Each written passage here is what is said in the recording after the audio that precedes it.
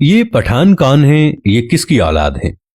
یاد رکھیں دوستو، پٹھان یا پشتون جو قوم ہے وہ پوری دنیا میں غیرت اور بہادری کی مثال سمجھی جاتی ہے۔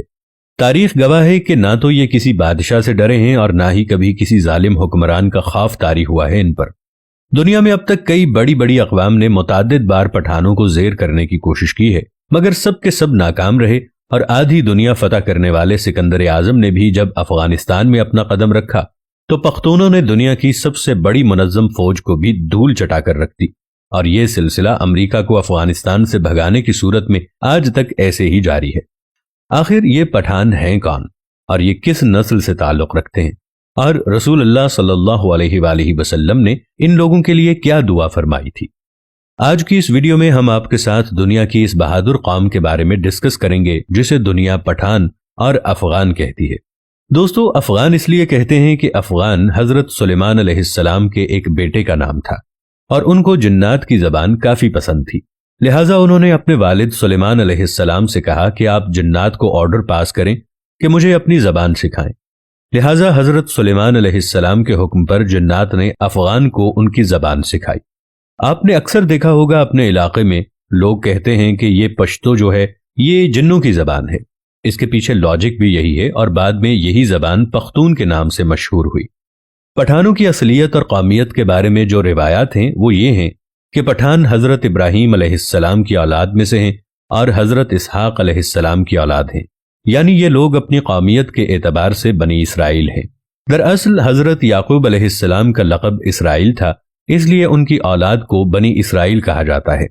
حضرت یعقوب علیہ السلام کے 12 بیٹے تھے، اور انہی سے بنی اسرائیل کی 12 قومیں آگے چلیں، اور تاریخ دانوں کے مطابق انہی میں سے ایک قوم ان پختونوں یا پٹھانوں پر بھی مشتمل تھی۔ جب رسول اللہ صلی اللہ علیہ وآلہ وسلم نے دین اسلام کی تبلیغ شروع کی اور لوگ جاق در جاق اسلام قبول کرنے لگے، تو اس وقت پٹھان قوم کا سردار جس کا نام قیس عبد الرشید تھا، وہ اپنے پورے خاندان کے ساتھ رسول اللہ صلی اللہ علیہ وآلہ وسلم کی خدمت میں حاضر ہوا، اور آپ صلی اللہ علیہ وآلہ وسلم کے ہاتھ پر بیعت کر کے مسلمان ہو گیا۔ اب جو کہ قیس ایک عبرانی لفظ ہے، لہٰذا آپ صلی اللہ علیہ وآلہ وسلم نے اس کو تبدیل کر کے عبد الرشید نام کو پسند فرمایا، اور یوں حضرت قیس عبد الرشید نے اپنے پورے قبیلے کے ساتھ اسلام قبول کر لیا، اور اس طرح سے انہیں پہلے پختون صحابی ہونے کا اعزاز حاصل ہوا۔ دوستو، یاد رکھیں آج دنیا میں پختون، پٹھان، افغان وہ واحد قوم ہے جن میں اسلام کے علاوہ کوئی اور دوسرا مذہب موجود نہیں ہے، اور اگر آپ کسی پٹھان سے پوچھیں گے کہ وہ مسلمان ہے یا پختون، تو آپ کو جواب ایسا ملے گا کہ آپ کے دماغ کی کھڑکیاں کھل جائیں گی کہ ہم پچھلے 5000 سال سے پٹھان، پختون اور افغان ہیں، اور جبکہ پچھلے 1400 سال سے ہم مسلمان ہیں۔ اب سوال یہ پیدا ہوتا ہے کہ افغان قوم کو پٹھان کیوں کہا جاتا ہے؟ تو اس کے پیچھے واقعہ کچھ یوں ہے کہ جب کافروں نے مکہ مکرمہ پر قبضہ کر لیا تو رسول اللہ صلی اللہ علیہ وآلہ وسلم نے حضرت خالد بن ولید رضی اللہ تعالی عنہ کو آرڈر پاس کیا کہ جاؤ اور اپنے افغان بھائیوں کو جہاد پر بلا لاؤ۔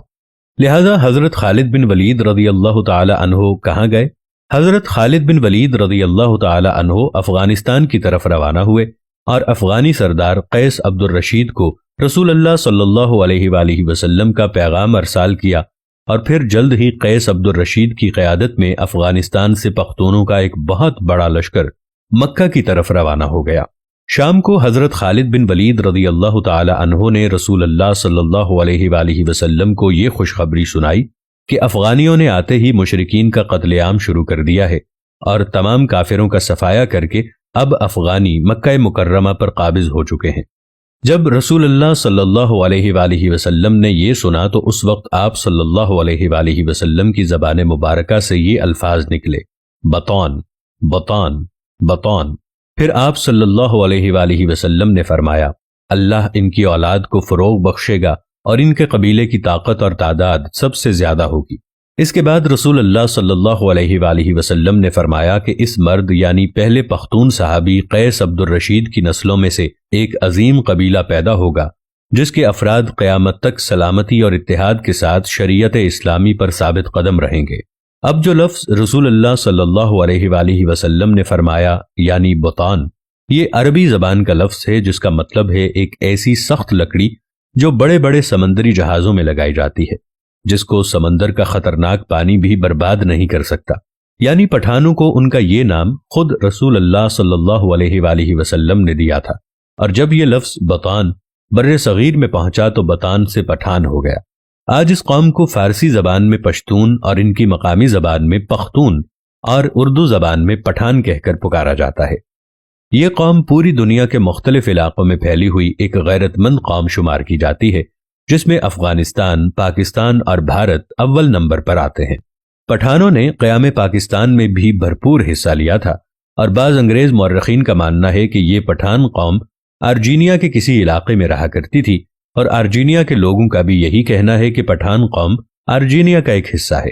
پٹھانوں کا اللہ کی راہ میں لڑنے کا جذبہ ہے جو آج تک اس قوم کے اندر ایسے ہی باقی ہے۔ یہ لوگ اپنے دین کو لے کر کافی سخت ہوتے ہیں اور شریعت اور نام خداوندی کے لیے ہر وقت مر مٹنے کے لیے تیار ہوتے ہیں۔ آپ نے افغانستان میں تو دیکھا ہوگا، جس کا نظارہ ہمیں دنیا کے اکثر مختلف حصوں میں دیکھنے کو بھی ملتا رہتا ہے۔ اس قوم کا ذکر قرب قیامت میں پیش آنے والے واقعات میں بھی ملتا ہے، اور بعض مورخین کے مطابق حضرت امام مہدی رحمت اللہ علیہ کی مدد کے لیے جو بر صغیر سے کالے جھنڈوں کا لشکر نکلے گا، ان میں کافی بڑی تعداد انہی پٹھانوں پر مشتمل ہوگی۔